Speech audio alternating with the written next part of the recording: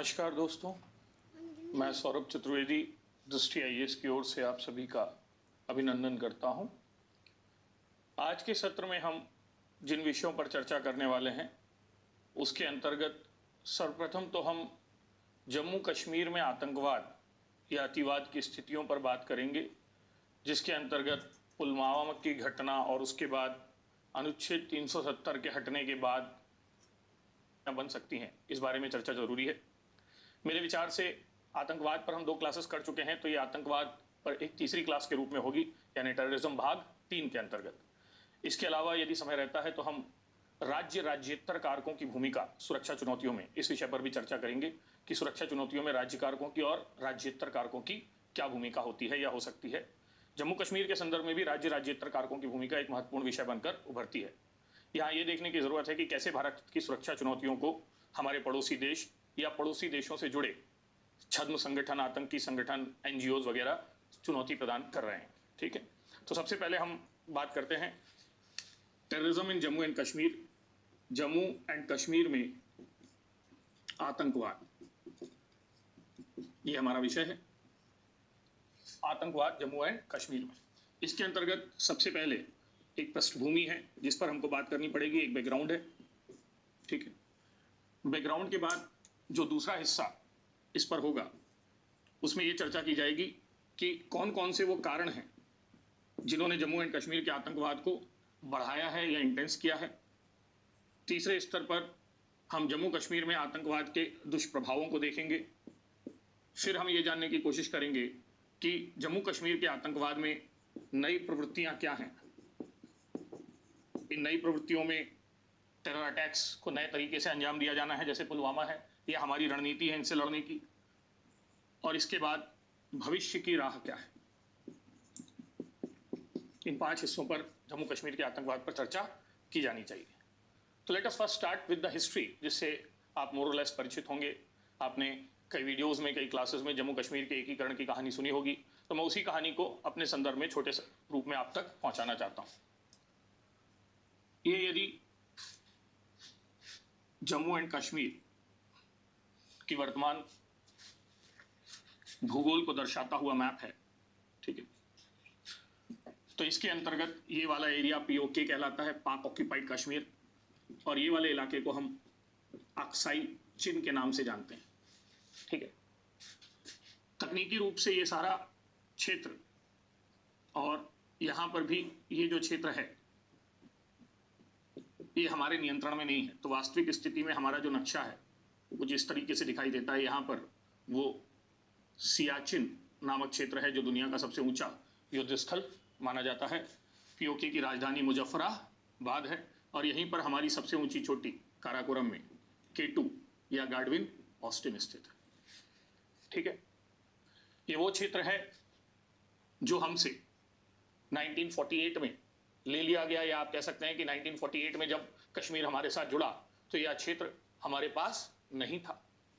और ये वो क्षेत्र है जिसे 1962 की वॉर में चाइना ने हमसे छीन लिया, अक्साई चिन। दोनों के अपने अपने स्ट्रेटेजिकल इंपॉर्टेंस है। ये वो लाइन है जो 1951 के यूएन समझौते के बाद भारत और पाकिस्तान की सीमा बनाती है, जिसे LOC कहा जाता है, और इसे हम LOAC का नाम देते हैं, लाइन ऑफ एक्चुअल कंट्रोल, और यह है लाइन ऑफ कंट्रोल। ठीक, तो जम्मू कश्मीर की कहानी या जम्मू कश्मीर में अतिवाद की कहानी जम्मू कश्मीर के इतिहास में छुपी है। बहुत पीछे ना भी जाएं तो आपको जानकारी होगी कि फर्स्ट एंग्लो सिख वॉर में परास्त होने के बाद पंजाब राज्य को अंग्रेजों को 1.5 करोड़ रुपए का जुर्माना देना पड़ा। इस 1.5 करोड़ रुपए में से 50 लाख रुपए तो उनके पास जुर्माने के रूप में देने के लिए थे, लेकिन 1 करोड़ रुपए का उन्होंने कश्मीर बेच दिया एक व्यक्ति को जिसका नाम था गुलाब सिंह। उसके पीछे कश्मीर का इतिहास राजतरंगिणी से जान लीजिए आप। तो गुलाब सिंह, आप ये मान लीजिए कि 19वीं सेंचुरी के मिड में 1846-47 की ये बात है, जब लाहौर की संधि होगी, और इस संधि के बाद कश्मीर गुलाब सिंह को दे दिया गया, और फिर गुलाब सिंह के वंशजों का यहाँ पर शासन हुआ, और ये शासन निरंतर जारी रहा। यहाँ हिंदू शासक राज करते थे, लेकिन यहाँ की बहुसंख्यक जनसंख्या जो है वो इस्लाम को मानती थी या मुस्लिम जनसंख्या थी। तो ये माना जाता है कि कश्मीर 3 क्षेत्रों से मिलकर बनता था। या जम्मू कश्मीर, एक जम्मू था, एक कश्मीर था और तीसरा लद्दाख था। लद्दाख का क्षेत्र सबसे बड़ा था लेकिन वहां जनसंख्या सबसे ज्यादा सीमित थी। तो जम्मू क्षेत्र में हिंदू और सिख जनसंख्या रहती थी। ये वाला इलाका है, ये जम्मू का मान लीजिए। कश्मीर क्षेत्र में मुस्लिम जनसंख्या का प्रभुत्व था और लद्दाख क्षेत्र जो 60% था, वहां 10 से 15% बौद्ध जनसंख्या रहती थी। इसलिए कश्मीर डेमोग्राफिकली एक डाइवर्स स्टेट था जिसमें मेजॉरिटी पॉपुलेशन इस्लामिक या मुसलमान थी, लेकिन उसका रूलर कौन था? हिंदू था। इतनी जानकारी को आप रखिए। इसी गुलाब सिंह के वंशज के तौर पर हरि सिंह जम्मू एंड कश्मीर में शासन कर रहे थे जिस समय भारत को आजादी मिली। आपको जानकारी होगी कि आजादी मिलने के पश्चात जो देशी रियासतें थी उनका विलय एक एक करके भारत या पाकिस्तान में हुआ, लेकिन 3 रियासतें ऐसी थीं जिन्होंने 1947 के पहले विलय को स्वीकार नहीं किया था। उसमें एक कश्मीर थी, एक जूनागढ़ थी गुजरात में और एक हैदराबाद थी, जिनके एकीकरण की कहानी पटेल के प्रयासों की जुबानी हम सुनते हैं। तो जम्मू कश्मीर वह रियासत थी जिसका एकीकरण करने से हरि सिंह ने मना कर दिया, क्योंकि हरि सिंह एक महत्वाकांक्षी शासक था। पॉइंट 1, वह अपनी स्वतंत्र अस्तित्व को बनाए रखना चाहता था। उसे भय था कि जिस विलासिता और गौरव को वो प्राप्त करता है वो भारत से मिलकर छिन जाएगा। और जवाहरलाल नेहरू से या भारत के मेन स्ट्रीम नेताओं से हरि सिंह के रिश्ते भी कुछ बहुत अच्छे नहीं थे। और यही कारण है कि हरि सिंह ने अंग्रेजों की और भारतीय नेताओं की इस गुहार को नकार दिया कि हमें कश्मीर से या कश्मीर को भारत में मिलाया जाए। अब यहां पर दिक्कत यह होती है कि आजादी की लड़ाई के दौरान कश्मीर एक रियासत के रूप में है, लेकिन वह भारत की आजादी के साथ अपने आप को कनेक्ट करके नहीं देख रहा है, क्योंकि कश्मीरियत जो एक पहचान है वो पहचान अपने आप को भारतीय पहचान से अलग रखती है। और रही बात पाकिस्तान की, तो पाकिस्तान का विचार ही 1930s में आया। तो 1930 की शुरुआत में जब चौधरी रहमत अली ने पाकिस्तान शब्द दिया, तो इस पाकिस्तान में पी से पंजाब, ए से अफगान, के से कश्मीर था। अब यहीं से समस्या या संकट को समझिए आप। यानी पाकिस्तान की परिकल्पना में ही कश्मीर का विचार समाया हुआ था। यानी जब पाकिस्तान को कंसीव किया गया तो ये कहा गया कि उसका एक आधारभूत क्षेत्र कश्मीर होगा, और इसलिए पाकिस्तान को बनाने वाले और भारत से जुड़े लोग सभी सैद्धांतिक तौर पर मोरलेस ये मानकर चलते थे कि कश्मीर या तो स्वतंत्र रहेगा या यदि संभव हुआ तो वो पाकिस्तान का ही हिस्सा बनेगा। नेहरू अपनी कश्मीरी पहचान के कारण कहते हैं, नेहरू के बारे में बहुत सारी बातें हैं, कश्मीरी पंडित थे, कश्मीर के प्रति एक आग्रह या आकर्षण रखते थे। लेकिन सरदार पटेल के संदर्भ में ये कहा जाता है कि उन्हें कश्मीर पर कोई विशेष आग्रह नहीं था। वो ये सोचते थे कि ये तो ज्योग्राफिकली नॉर्दर्न एरिया है, यदि मुझे पहले इंटीग्रेट करना ही है तो पहले मेरे को हैदराबाद और जूनागढ़ चाहिए। तो नेहरू की प्रायोरिटी में भले ही कश्मीर रहा हो, पटेल की प्रायोरिटी में कश्मीर नहीं था। ठीक है। अब चूंकि पाकिस्तान की परिकल्पना में ही कश्मीर छुपा है, इसलिए जिन्ना और वहां की सेना कश्मीर को लेकर इंपेशेंट हो गई, अधीर हो गई। वो हरि सिंह के डिनायल को नकारने को एब्जॉर्ब या सहन नहीं कर पाई, और जब वो ये सहन नहीं कर पाई तो उन्होंने कश्मीरी क्षेत्र पर कबायली हमला कर दिया। तो इस प्रकार ये हम देखते हैं कि राजा हरि सिंह भारत के लोकतांत्रिक स्वरूप को लेकर सशंकित हैं कि यदि हम भारत से जुड़ेंगे तो लोकतांत्रिक भारत में हमारे राजतंत्र की क्या स्थिति होगी, मेरे विशेषाधिकारों का क्या होगा। और दूसरी तरफ उन्हें यह डर है कि यदि मैं पाकिस्तान में चला गया तो पाकिस्तान तो इस्लामिक स्टेट बन रहा है, धर्म के नाम पर बन रहा है, तो वहां लोकतांत्रिकरण का संकट है, यहाँ तो वहां सांप्रदायिकरण का संकट है, क्योंकि एक हिंदू राजा को, ठीक है, मुस्लिम बाहुल्य पाकिस्तान में क्या विश्वास दिया जाएगा। और ऐसी स्थिति में हरि सिंह तो दोनों से मिलने से मना कर देते हैं, लेकिन जैसा मैंने कहा कि जिन्ना और वहां की सेना अधीर हो जाती है और उनका यह विश्वास कि कश्मीर तो मेरा ही हिस्सा बनेगा कहीं ना कहीं कमजोर पड़ने लगता है। और इसलिए आई थिंक 22 अक्टूबर 1947 को, ठीक है, अकबर खान नामक व्यक्ति के नेतृत्व में पाकिस्तान की सेना कश्मीर पर हमला कर देती है, कश्मीर रियासत पर हमला कर देती है, क्योंकि वो भारत का हिस्सा नहीं है। ठीक है, इसे कबायली हमला कहा गया क्योंकि पाकिस्तान ने दिखाया कि हमला करने वाले पाकिस्तान की सेना नहीं बल्कि छापामार लड़ाके हैं जिन्हें कबायली कहा जाता है। धीरे धीरे इस सेना ने अपने आप को श्रीनगर तक पहुंचा दिया और कश्मीर के एक बड़े हिस्से पर कब्जा कर लिया। ठीक है, अब हरि सिंह ने भारत से मदद की गुहार लगाई, लेकिन यहां पर 3 लोग अब अपनी भूमिका को निभाते हैं। पहले सर माउंटबेटन हैं जो ये कहते हैं कि अंतर्राष्ट्रीय विधिक व्यवस्था या इंटरनेशनल लीगल सिस्टम के तहत भारत उसी क्षेत्र के लिए लड़ाई लड़ सकता है जो भारत का हिस्सा हो, और इसीलिए भारत लीगल तौर पर कश्मीर की मदद नहीं कर सकता, क्योंकि कश्मीर एक बाह्य क्षेत्र है और भारत का कश्मीर में हस्तक्षेप बाह्य क्षेत्र में सैन्य हस्तक्षेप माना जाएगा। सरदार पटेल इसे एक अवसर के तौर पर देखते हैं और उनकी मंशा रहती है कि हाँ, कश्मीर में सैन्य हस्तक्षेप कर उसे भारत से विलय के लिए मनाया जाए। जबकि जवाहरलाल नेहरू की यह मंशा रहती है कि भले ही राजा हरि सिंह हमसे मिलना चाह रहा है, लेकिन कश्मीर की क्या जनता हमसे मिलना चाहती है?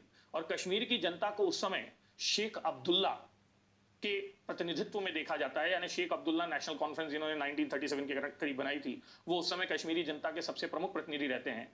तो नेहरू शेख अब्दुल्ला का ये आश्वासन चाहते हैं कि कश्मीर के भारत में विलय को वो स्वीकार करेंगे और भारत की संवैधानिक व्यवस्था के तहत भारत में रहने का वो विश्वास दिलाएंगे, तो फिर हम कश्मीर को सैन्य सहायता देने के लिए तैयार होंगे।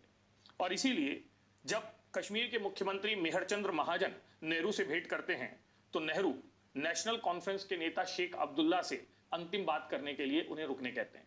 जब शेख अब्दुल्ला ये आश्वासन दे देते हैं कि कुछ विशेष रियायतों के तहत, जैसे 370 में, जैसे उनका अलग संविधान होगा, अलग प्रशासनिक व्यवस्था होगी, इसके तहत वे भारत में सम्मिलित होने के लिए तैयार हैं, तब नेहरू, माउंटबेटन और पटेल की सहमति बनती है और हम कश्मीर में सेना भेजने का निर्णय लेते हैं या कश्मीर को कबायलियों से स्वतंत्र करवाने का निर्णय लेते हैं। 26 अक्टूबर, 4 दिन में ये निर्णय होता है। आप ये जान रहे हैं 22 अक्टूबर को हमला हुआ है। 26 अक्टूबर 1947 को हरि सिंह विलय पत्र पर हस्ताक्षर करते हैं और भारत की सेना तत्काल रूप से कश्मीर क्षेत्र में लैंड करती है। और वहां लैंड करने के बाद भारत की सेना कश्मीरी क्षेत्र में पाकिस्तानी कबायलियों को धीरे धीरे पीछे ढकेलना शुरू करती है और कश्मीर के 2/3 हिस्से पर अपना नियंत्रण वापस कर लेती है। मतलब ये कब्जा गया था, 2/3 हिस्से पर अपना नियंत्रण वापस ले लेती है। लेकिन 1/3 हिस्सा जब पाकिस्तान के पास रहता है, इसके बाद परिस्थितियां बदलने लगती हैं। अब देखिए, इसकी बात की कहानी के बारे में 2 वर्जन है। एक ठीक सामान्य इतिहास का वर्जन है जो ये कहता है कि अमेरिका पाकिस्तान की ओर से, या अमेरिका भारत के गुटनिरपेक्षता के रवैये से खुश नहीं था और वो पाकिस्तान के पक्ष में यूनाइटेड नेशन में पिच कर रहा था, और इसीलिए ये, और भारत के पक्ष में कोई और नहीं था, तो भविष्य में इस युद्ध को आगे जारी रखने में भारत की हार भी हो सकती थी। एक दूसरा वर्जन है जो ये कहता है कि नई बनी संस्था यूनाइटेड नेशन ये नहीं चाहती थी कि संसार फिर से किसी बड़े युद्ध में जाए, क्योंकि भारत और पाकिस्तान 2 बड़े देश थे और अभी अभी हम सेकेंड वर्ल्ड वॉर से निकले थे। तो यूनाइटेड नेशन का दबाव बहुत ज़्यादा था नेहरू के ऊपर, जिन्ना के ऊपर, या अंतर्राष्ट्रीय व्यवस्था का, यूरोपियन देशों का दबाव बहुत ज़्यादा था। इसीलिए कुछ लोगों का ये भी मानना है कि चीन, सोवियत संघ के साथ अमेरिका ने दबाव बनाया और भारत और पाकिस्तान को सहमति के लिए क्या किया, तैयार किया। बहरहाल, कारण जो भी रहा हो, अंततः नेहरू जो हैं वो 30 दिसंबर 1947 को, याद रखिएगा डेट, एक डेट थी 22 अक्टूबर जब हमला हुआ है, दूसरी डेट है 26 अक्टूबर जब विलय हुआ है, और तीसरी डेट जो हमने बताई वो दिसंबर की डेट है, ठीक 30 दिसंबर, जब नेहरू जी इस मामले को यूनाइटेड नेशन में ले जाएंगे। एक सामान्य इतिहास के अलावा दूसरी व्याख्या भी है जो नेहरू की कटु आलोचना से जुड़ी है, जिसके अंतर्गत कहा जाता है कि पहला, नेहरू जी को शांति के नोबेल का आकर्षण खा गया, क्योंकि वो दुनिया में पीस मेकर बनना चाहते थे। भारत हो, दुनिया के हर बड़े नेता को शांति का नोबेल चाहिए होता है, इसलिए वो चले गए पीस का नोबेल। जो आलोचक है नेहरू के वो कहते हैं। कुछ लोग ये भी कहते हैं कि नेहरू जी दबाव के आगे झुक गए और इसलिए उन्होंने ये किया। तीसरी और जो सबसे मुखर आलोचना की जाती है वो ये की जाती है कि नेहरू जी ने राष्ट्रहित को ताक पर रख दिया या राष्ट्रहित से समझौता कर लिया और इसलिए उन्होंने आधा कश्मीर अपने हाथ से जाने दिया। ठीक, कुछ इसे बहुत सतही स्तर पर ये कहते हैं कि नेहरू को लेडी माउंटबेटन ने समझा दिया, इसलिए नेहरू जी तैयार हो गए। अब देखिए, आपके विवेक पर है कि आप कारण जो भी माने। जैसे हम बोलते हैं ना कि बाजीराव प्रथम की मृत्यु हुई, कुछ कहते हैं इसलिए क्योंकि जो मस्तानी थी उसने उसे प्रेम पाश में फंसाकर फिर धोखा दे दिया। कुछ लोग कहते हैं नहीं, मस्तानी ने धोखा नहीं दिया, इनका परिवार तैयार नहीं हुआ। 2 वर्जन है, एक मूवी में एक अलग, वैसे ही इसके भी अलग अलग वर्जन है। अंत बात यह है कि मामला यूनाइटेड नेशन में गया।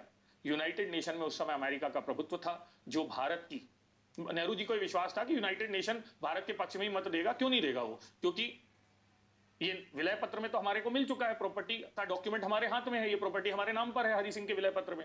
तो लेकिन नेहरू जी की अपेक्षाओं के विपरीत 1951 में जब निर्णय आया तो उस निर्णय में ये कहा गया कि अभी स्टेटस क्यों होगा, यानी जो जहां है वहां रुक जाए और लाइन ऑफ कंट्रोल का निर्माण किया जाए। इस लाइन ऑफ कंट्रोल के दोनों तरफ अब सेना है, तो पीओके वाले क्षेत्र से, जिसको आजाद कश्मीर कहते हैं, वहां से सेना को पाकिस्तान द्वारा हटाया जाए।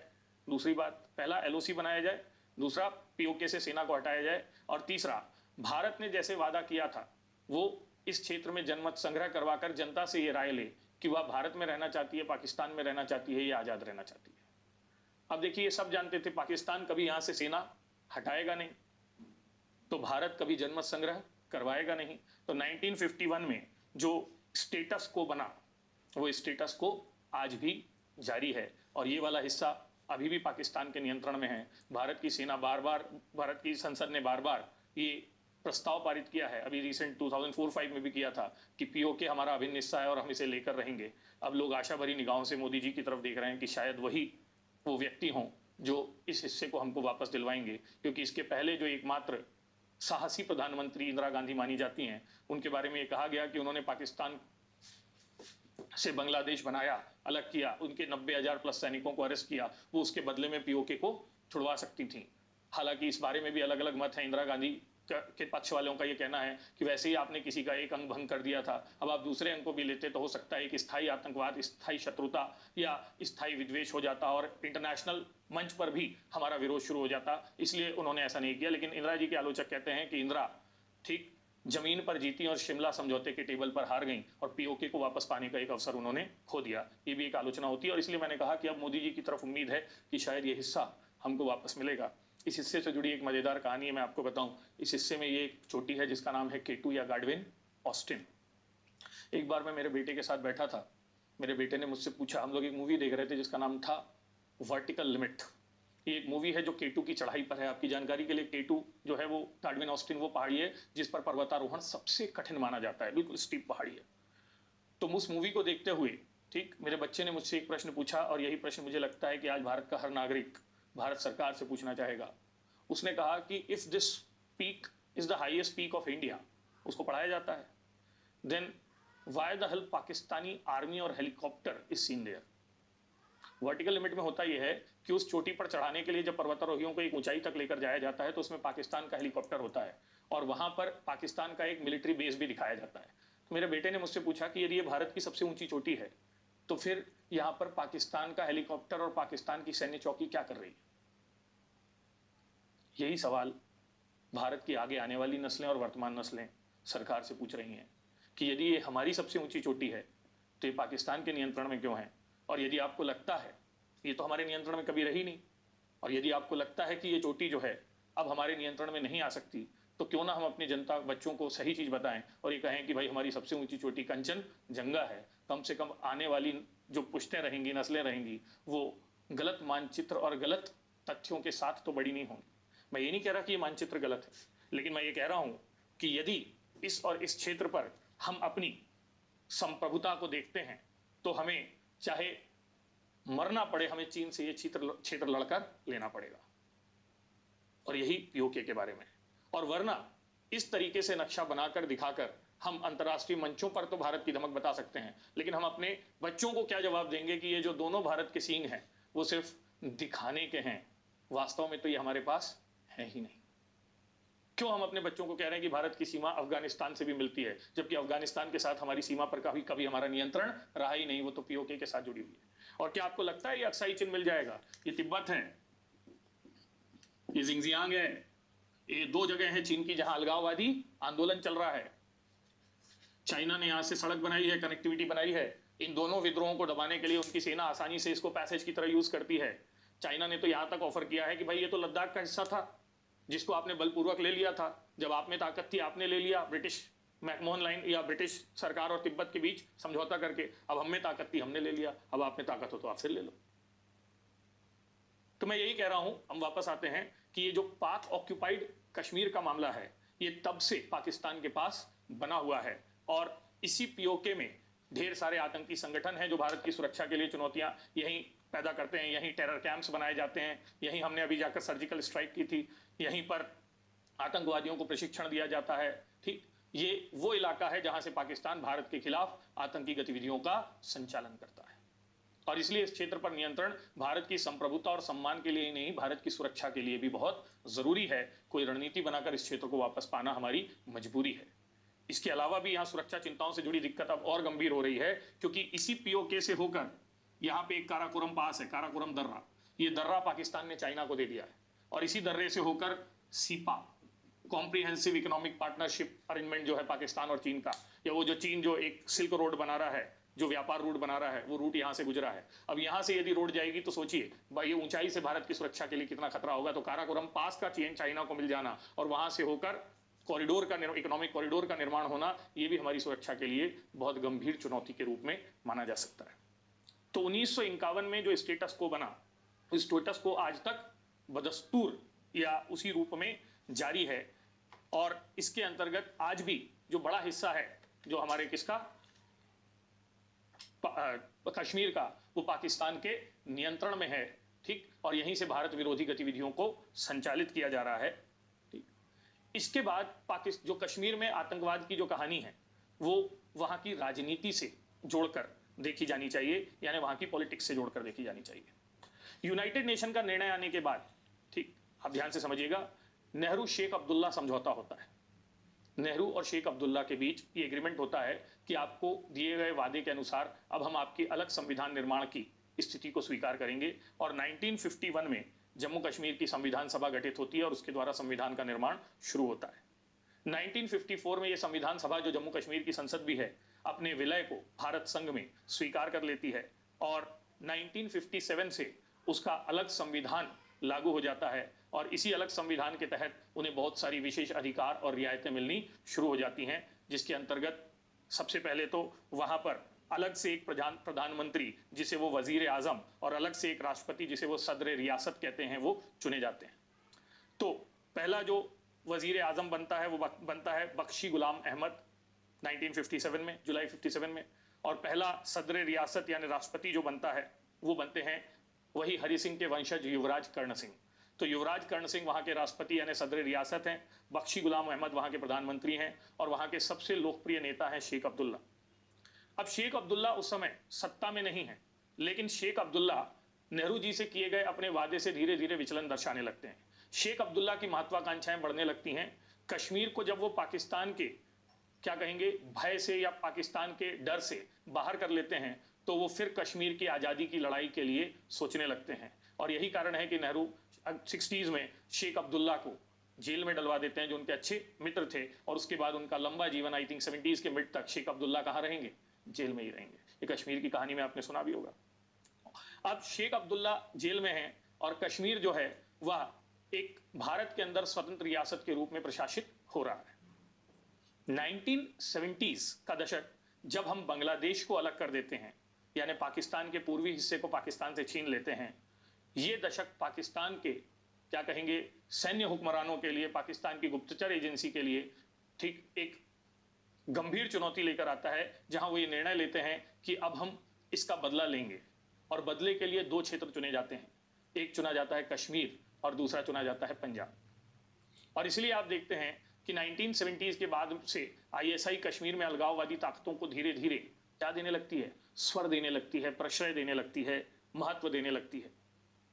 और 80 के दशक में जो खालिस्तान आतंकवाद है, वो भी आईएसआई प्रेरित आतंकवाद ही है, जो जम्मू कश्मीर से लड़े इस क्षेत्र में, यानी पंजाब के क्षेत्र में दिखाई देता है।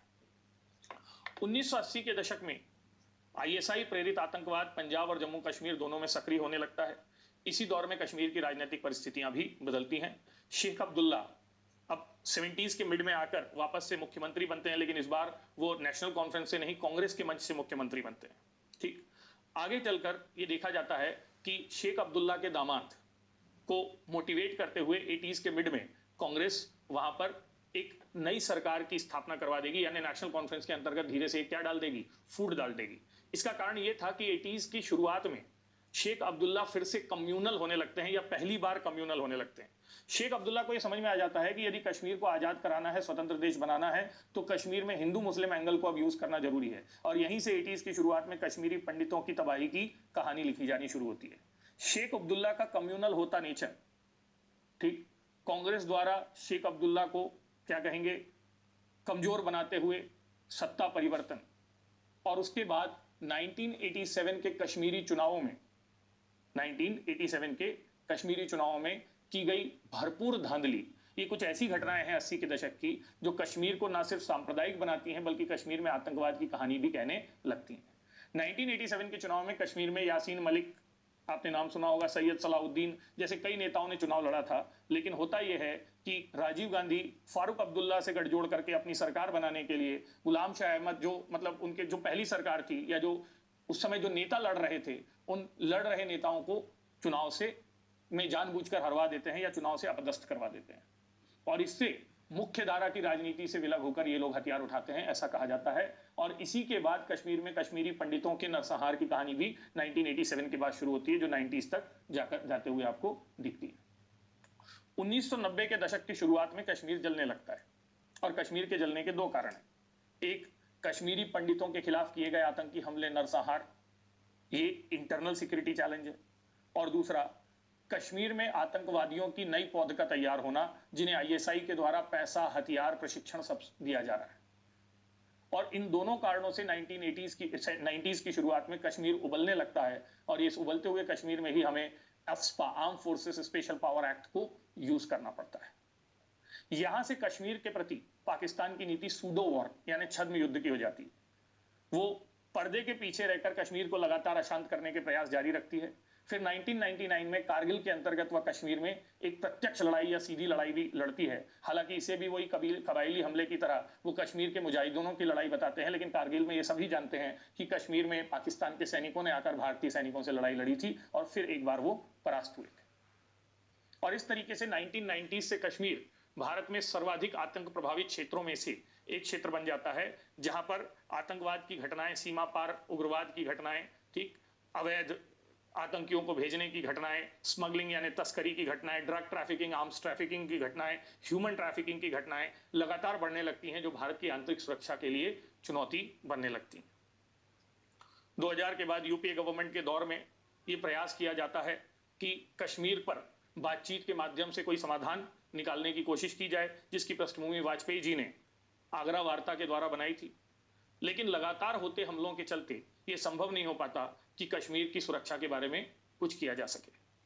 और अंततः जब पुनः एक बार सत्ता परिवर्तन होता है, जो वर्तमान में मोदी सरकार के नेतृत्व में है, तो कश्मीर के प्रति हमारी नीति में एक ड्रामेटिक चेंज होता है। और वो ड्रामेटिक चेंज जो वर्तमान सरकार है उनकी पार्टी की विचारधारा पर आधारित है कि गोली और बोली एक साथ नहीं चल सकती। यदि आपको बोली यानी बातचीत के मंच पर आना है तो गोली यानी क्रॉस बॉर्डर टेररिज्म को आपको रोकना होगा। मोदी जी द्वारा शुरुआती दौर में कश्मीर पर या पाकिस्तान के साथ प्रभावी संबंध बनाने की कोशिश भी की जाती है, लेकिन कश्मीर की ओर से की जा रही गोलाबारी से लेकर सीमा पार आतंकवाद की घटनाएं इन संबंधों को इतना कमजोर बना देती हैं कि ट्रैक 1, ट्रैक 2, ट्रैक 3, ट्रैक 4 जो आप आईआर में पढ़ते हैं, हर तरीके की डिप्लोमेटिक मेजर्स फेल हो जाते हैं और सुरक्षा दोनों के संबंध इतने कटु हो जाते हैं कि कल्चरल क्षेत्र के लोगों को, यहाँ तक कि खेल गतिविधियों को भी दोनों देशों के बीच रोकना पड़ जाता है। और इसीलिए ये कहा जाता है कि भारत में आतंकवाद का सबसे बड़ा क्षेत्र जो कश्मीर है, ठीक है, वो भारत की सुरक्षा चुनौतियों के लिए सबसे बड़ी बाधा के रूप में है। अब कश्मीर के आतंकवाद में यदि पाकिस्तान की भूमिका का विश्लेषण करना हो तो मुझे लगता है कि आप इसे अलग अलग संदर्भों में बता पाएंगे कि कश्मीर के आतंकवाद को आगे बढ़ाने के लिए पाकिस्तान द्वारा पहला पैसा दिया जाता है, दूसरा प्रशिक्षण दिया जाता है, तीसरा प्रोपोगेंडा फैलाया जाता है, दुष्प्रचार किया जाता है, ठीक। यानी पाकिस्तान किन किन तरीकों से पाकिस्तान द्वारा आतंकियों से घुसपैठ करवाई जाती है, अवैध तस्करी करवाई जाती है, कश्मीर में नकली नोटों का प्रसार किया जाता है, कश्मीर के अलगाववादियों को फंडिंग की जाती है। तो एक भूमिका तो ये आ सकती है। और दूसरा प्रश्न ये हो सकता है कि कश्मीर के आतंकवाद में नया परिदृश्य क्या उभर रहा है। तो यहां से अब हम बात करें कि what is new in the terrorism in Kashmir. तो जम्मू कश्मीर में आतंकवाद का जो नया परिदृश्य है, उस नए परिदृश्य में हमें ये देखना पड़ेगा कि पहला, आतंकवाद के अंतर्गत क्या नई रणनीति अपनाई जा रही है। दूसरा,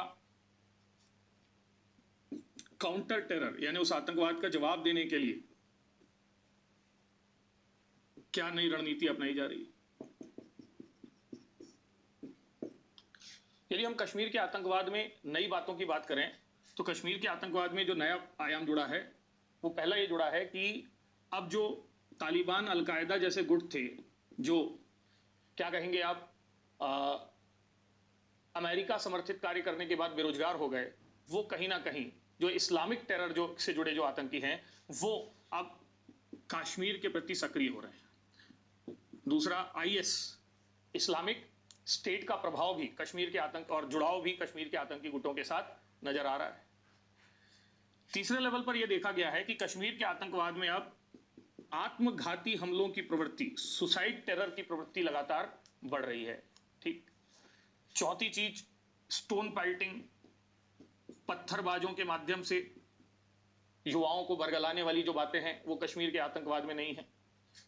इसके अलावा कश्मीर के आतंकवादी टेक्नोलॉजिकली बहुत साउंड नजर आ रहे हैं। ये देखा गया है कि चाहे साइबर टेरर की बात हो या फिर पुलवामा में यूज किए गए इम्प्रोवाइज्ड डिवाइसेस की बात हो, आईईडीज जिनको हम कहते हैं, इम्प्रोवाइज्ड एक्सप्लोसिव डिवाइसेस, ये दिखाते हैं कि ठीक है, कश्मीर में आतंकवाद में नई वो आ रही है। कश्मीर के आतंकवाद में एक नई दिशा ये भी दिख रही है कि वहां के टेरर आउटफिट्स या ऑर्गेनाइजेशंस अब इंटरनेशनल प्रेशर में हैं। ठीक है, क्योंकि कई गुटों को अंतर्राष्ट्रीय आतंकी के तौर पर घोषित किया गया है।